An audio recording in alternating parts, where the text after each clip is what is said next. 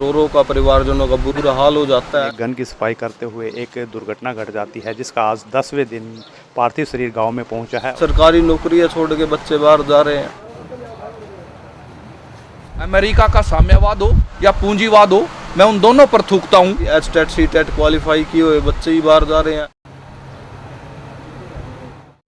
नमस्कार, अभी हम मौजूद हैं करनाल ज़िले के राहड़ा गांव में और एक दुखद खबर के साथ हाजिर हुए हैं। और वो खबर क्या है कि इस गांव का जो है पंकज राणा, जो कि अभी 22-23 साल का ही युवक है और 10 महीने पहले यूएसए यानी अमेरिका गया था और वहां एक मार्ट में जॉब भी कर रहा था। लेकिन एक गन की सफाई करते हुए एक दुर्घटना घट जाती है, जिसका आज 10वें दिन पार्थिव शरीर गाँव में पहुँचा है और उसका अंतिम संस्कार यहाँ पर किया गया। तस्वीरों में देख सकते हैं इस परिवार पर बड़े दुखों का पहाड़ टूट चुका है। और आपको बता दूँ कि जो आधा एकड़ ज़मीन थी उसको बेच करके पैसे की जो आमदनी थी घर की, वो सभी खर्चा करके जो है अमेरिका गया था। लेकिन फ़िलहाल एक आज बड़े सपने लेकर अमेरिका गया था, लेकिन सपने आज कहीं ना कहीं धराशायी हो चुके हैं और पूरा गांव आज इस परिवार के दुख में शामिल है। आप लाइव तस्वीरों में देख सकते हैं, राहड़ा गांव से मैं आपको लाइव तस्वीरें दिखा रहा हूं, जहां अमेरिका 22-23 साल का युवक अमेरिका गया और अमेरिका से आज उसका पार्थिव शरीर यहां पर पहुँचा, जिसका अंतिम संस्कार किया गया। प्रवीण जो है उनका भाई है, उनसे भी जानते हैं कि इस मामले को लेकर उनका क्या कहना है। तो हमारे साथ बने रहिएगा और इस वीडियो को ज़्यादा से ज़्यादा शेयर करते रहिएगा। यहाँ से विदेश गया था तो बहुत सारे सपने लेके गया था और आज इस हालत में पंकज लौटेगा तो कभी सोचा भी नहीं था। तो बताओ। बताना गया था जी, यही उम्मीद करके भेजा था कि भाई घर का सुधार होएगा और जिद थी उसकी जाने की, तो सपने थे उसके बाहर जाने के, तो इसलिए भेजा था। बोल के गया था परिवार को भाई मैं ये चीज़ करने के लिए भी परिवार बोल के तो सभी जाते हैं भाई, सभी के सपने होते हैं अपने अपने, तो जिद थी उसकी भेज दिया था। बहुत सारी उम्मीदें थी। हाँ, तो जिन भी साथियों ने पंकज का सब बात लाने में मदद करी है, क्या कुछ नहीं, बहुत ही ज़्यादा सभी से हाथ जोड़ के निवेदन है जिन्होंने भी सहयोग किया है, सभी 36 बिरादरी ने, और सरकार की पूरी सपोर्ट मिली है, जिसके कारण भाई का पार्थिव शरीर 10 दिन के अंदर अंदर बाहर ला के आज अंतिम संस्कार कर दिया गया। तो सभी का हम हाथ जोड़ के शुक्रिया अदा करते हैं। एक प्रवीण, जैसे कितने महीने पहले गया था पंकज, अगर बात करें तो? वो गया था जी दिसंबर 2022 को वहाँ पहुँचा था और 22 ही दिसंबर थी। और जिस मार्ट में काम करता था, क्या वहाँ से भी कोई सहयोग मिला? भाई सबसे बढ़िया सहयोग हुआ है जो वहाँ से वो पटेल साहब गए, जिनका नाम है पीयूष पटेल, और जिन्होंने डॉक्यूमेंट्री करवाई। यहाँ के लिए भी डॉक्यूमेंट्री इतनी सॉलिड थी, कल दिल्ली इसी कारण से हम लेट हो गए, नहीं भाई यहाँ 11 बजे आ गया था। सरकार की तरफ से कुछ सहयोग? सरकार का पूरा सहयोग था, जिसके कारण हमको NDC मिली और एम्बेसी का भी सपोर्ट रहा, और यहाँ से विदेश मंत्रालय ने भी वहाँ अपनी मेल डाली थी, जिसके कारण प्रोसेस इतनी तेज। हाँ हाँ, ठीक है।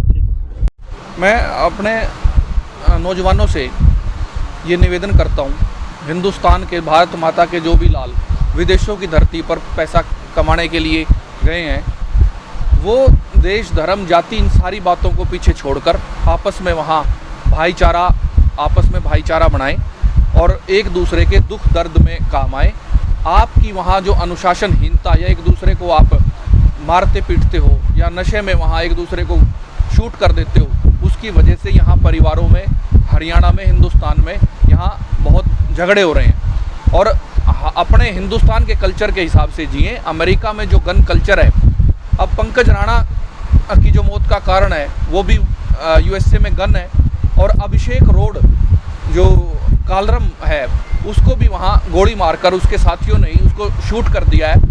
तो मैं साम्यवाद हो या पूंजीवाद हो, मैं उन दोनों पर थूकता हूँ। अमेरिका का साम्यवाद हो या पूंजीवाद हो, मैं उन दोनों पर थूकता हूँ। और जिनके पैरों में तुम जूते नहीं दे सकते, मुंह में जिनके रोटी नहीं दे सकते, उनको बंदूक देने का किसने अधिकार दिया?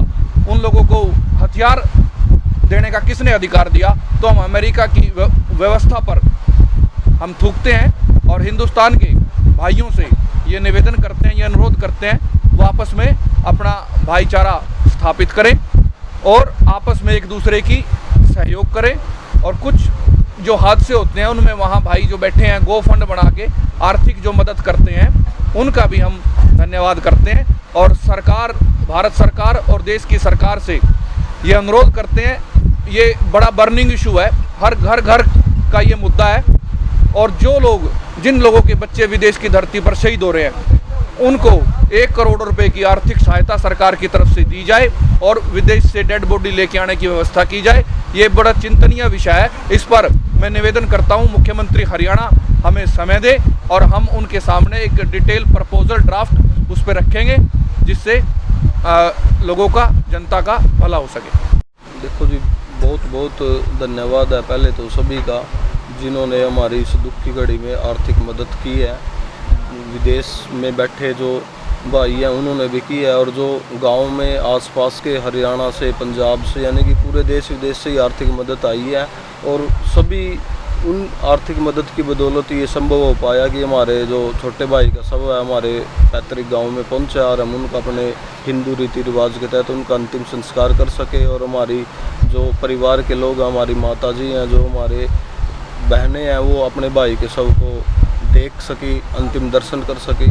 तो ये सभी का, आप चैनल, सोशल मीडिया का और पूरे जो श्रोता आपको देखते हैं, हम सभी का हम उसमें धन्यवाद करते हैं। और रही बात दूसरी जी, जो बच्चे विदेश जाते हैं, विदेश जाना तो ये हमारी सरकारों की कमी लगाओ या कुछ भी लगाओ कि यहाँ पर बेरोज़गारी ज़्यादा बढ़ चुकी है, व्यवस्था नहीं रही है।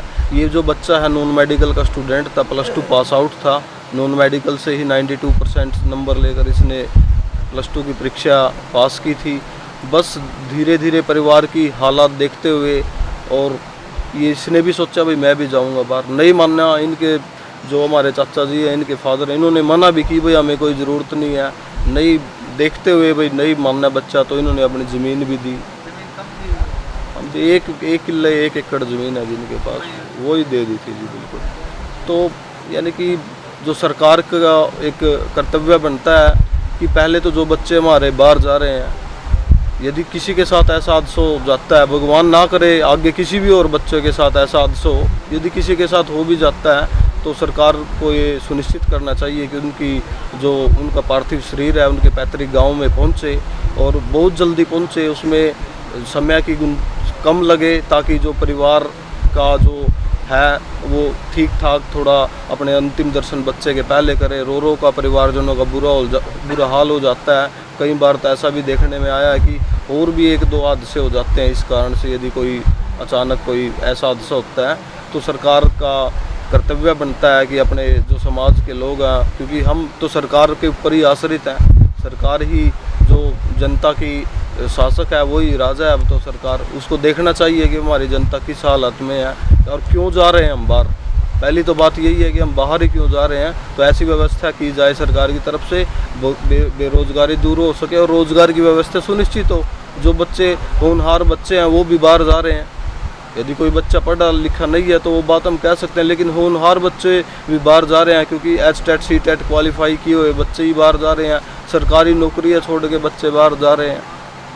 कहीं जो DC रेट पे तनख्वाह मिलती है 10 से 12 हज़ार रुपये, उसमें नहीं परिवार का पालन पोषण हो रहा। खर्चे, बेरोज़गारी, महंगाई सब तरह से बढ़ चुकी है।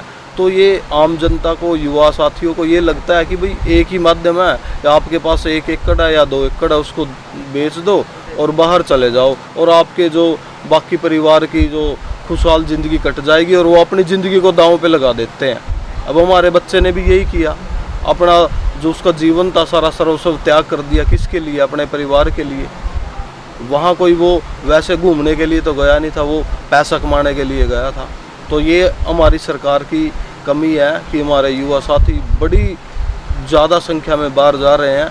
तो मैं तो यही सरकार से दरख्वास्त करूँगा कि कोई ऐसी व्यवस्था करें कि जो बच्चों को रोज़गार मिले और जो यदि किसी के साथ ऐसा हादसा हो जाता है उसके भी कोई स्पेशल प्रावधान सेट करें। हम भी जो हमारे राजेंद्र आर्य जी हैं इनके साथ मिलकर हम कंधे से कंधा मिलाकर हम इनके साथ चलेंगे और सरकार से मिलेंगे और सरकार से अपनी मांग रखेंगे, एक प्रस्ताव तय करके कि भाई हमारी ये मांगे और सरकार को हमारी मांगे पूरी करनी चाहिए। और आप सभी के सोशल मीडिया के माध्यम से जो भी हमारे भाई बाहर विदेशों में काम कर रहे हैं, मैं उनको स्पेशल आग्रह करना चाहता हूं कि इस प्रकार की जो छोटी छोटी लापरवाही आप ना करें, जैसी लापरवाही हमारे छोटे भाई से हुई है, जो वहाँ पर जो गन रखी है उनके साथ आप कृपया छेड़छाड़ ना करें। करनी है तो पहले उनसे उसका प्रशिक्षण ले, तभी उसका यूज करें, क्योंकि ये तो जो हथियार है हमारे देश में तो नहीं मिलता आसानी से, वहाँ तो बड़ी आसानी से मिल रहे हैं। क्योंकि वहाँ भी क्या जान का खतरा, अपनी जान पे जान की बाजी लगा के वो स्टोर पे बैठे थे, वहाँ स्टोर पे भी हमले होते हैं। पहले भी हादसे हुए हैं, हमारे उपलाना में भी एक हादसा हुआ, हमारा एक भाई उसका भी शिकार हुआ था। अब अभी कैलरम से भी हादसा हुआ है। यानी कि हादसे बढ़ रहे हैं। क्यों बढ़ रहे हैं? तो कारण सभी जो यहाँ पर रोजगार की व्यवस्था की कमी है, तो मेन कारण तो यही है। तो मैं हरियाणा सरकार से, माननीय मुख्यमंत्री जी से और जो भी सरकार के प्रतिनिधि हैं उन सभी से, हमारी गांव राड़ा की तरफ से, पूरे समाज की तरफ से ये दरख्वास्त है कि इस पर एक विशेष प्रावधान बनाया जाए कि जो मृत शरीर है उसकी व्यवस्था कैसे की जाए लाने की, और उसके परिवार को आर्थिक मदद दी जाए। जैसा कि हमारे राजेंद्र आर्य जी कह रहे थे, 1 करोड़ की राशि से परिवार का कुछ नहीं होता उसका।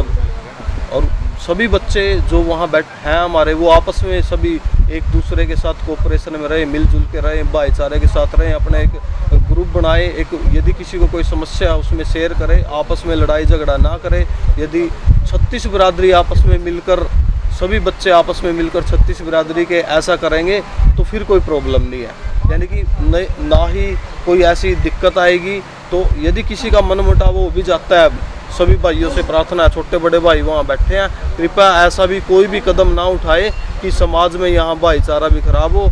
और आपकी जो माता है और जो आपके पिता हैं, जो आपकी माता आपको 9 महीने अपने पेट में रखती है और फिर ये सोचती है कि मेरा लाल वहाँ पर गया है मेरे लिए, तो उनको तो आप ऐसे ही छोड़ के जा रहे हो लापरवाही करके, ध्यान नहीं दे रहे हो भाई मेरे गाँव में, मेरे समाज में मेरा दादा बाबा, मेरा परिवार, मेरा गाँव है।